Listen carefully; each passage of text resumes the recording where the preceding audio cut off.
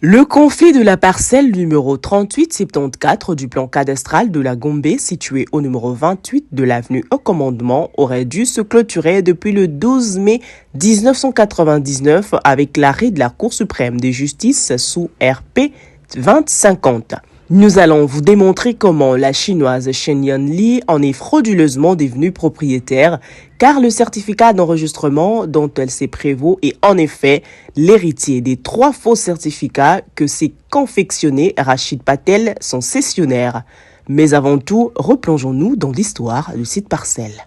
L'actuel propriétaire légalement et légitimement reconnu l'est devenu sur base du certificat d'enregistrement volume AL 435 folio 182 du 29 janvier 2009, régulièrement établi en son nom par le conservateur des titres immobiliers de la Gombe, découlant dès son origine du certificat d'enregistrement volume AL 350-115 du 7 mars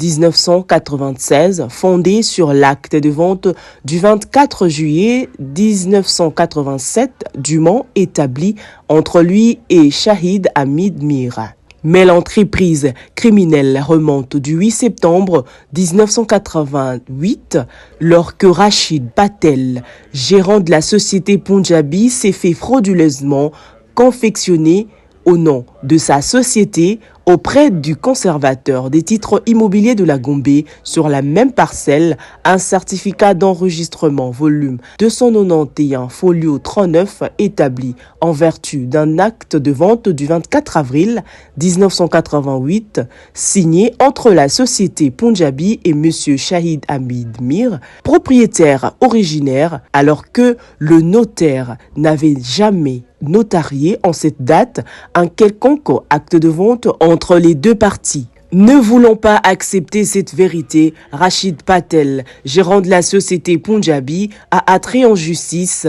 devant le juge pénal le propriétaire de cette parcelle, le conservateur des titres immobiliers ainsi que Dame Zamboli Mboma pour faux en écriture et usage du faux. Par son jugement du 3 septembre 1997, sous RP 16-108-CD, le tribunal de grande instance de Kinshasa-Gombe a acquitté les précités. Ce jugement sera infirmé par la Cour d'appel de Kinshasa-Gombe dans son arrêt du 25 mai 1998 sous RPA 11-153. Cet arrêt sera cassé sans renvoi par celui de la Cour suprême de justice rendu sous RP 2050 en date du 13 mai 1999. La conséquence juridique de cet arrêt de cassation sans renvoi que Patel a du mal à accepter, c'est que le jugement sous RP 16-108-CD qui avait reconnu la validité du titre de l'actuel propriétaire légalement et légitimement reconnu a repris son empire irrévocablement à défaut d'un second pourvoi en cassation pour contourner les décisions judiciaires et revivre le certificat d'enregistrement volume A 291 folio 39, M. Kaozi Lumwanga, en sa qualité d'avocat conseil de la société Punjabi, a fait en date du 22 mai 2009 auprès du conservateur des titres immobiliers de la Gombe une fausse déclaration de perte des certificats d'enregistrement de 1988, alors que, rappelé par le conservateur des titres immobiliers qui avait apposé en 1999 la mention annulée sur son duplicata en exécution de l'arrêt RP 2050 de la Cour suprême de justice. Sur base de cette fausse déclaration de perte du dit certificat, Rachid Patel, gérant de la société Punjabi, s'est fait établir en 2009 un certificat d'enregistrement volume AI 446, folio 193 au nom de sa société en remplacement de celui volume 291 folio 39 prétendument perdu alors qu'annulé en 1999 en date du 27 février 2013 se fondant sur base du faux certificat obtenu en 2009 au nom de Punjabi.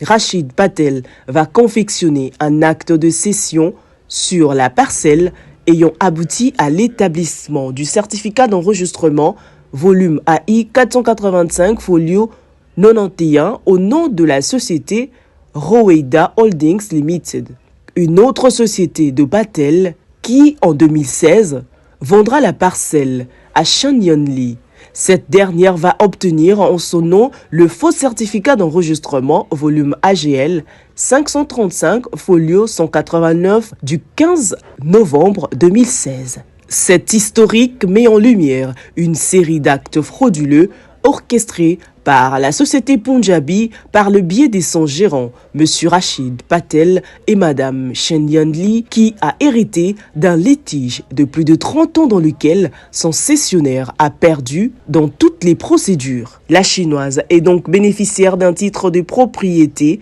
bâti sur une chaîne des faux certificats pour avoir mal acheté auprès de celui qui n'est pas propriétaire. Shen Yunli se trouve aujourd'hui reseller tout en persistant dans sa turpitude. Pour faire taire les propriétaires, Rachid Patel avait en 2011 orchestré une cabale contre lui en complicité avec Pierre Lumbi, Albert Yuma et Joseph Kabila en l'expulsant du territoire congolais. C'est ce qui a permis à ce sujet indien de se réjouir de la parcelle pendant cette période jusqu'au retour du propriétaire grâce à l'état des droits installés par le président Félix Tshisekedi. À son retour, le propriétaire a repris ses droits en dépit de la témérité de Rachid Patel et Shen Yunli. Cette affaire s'apparente à l'histoire d'un voleur qui dérobe une montre et la revend à un reseller. Lorsque le véritable propriétaire retrouve sa montre entre les mains du reseller, il la récupère légitimement. Au lieu de se retourner contre le voleur pour réclamer son argent,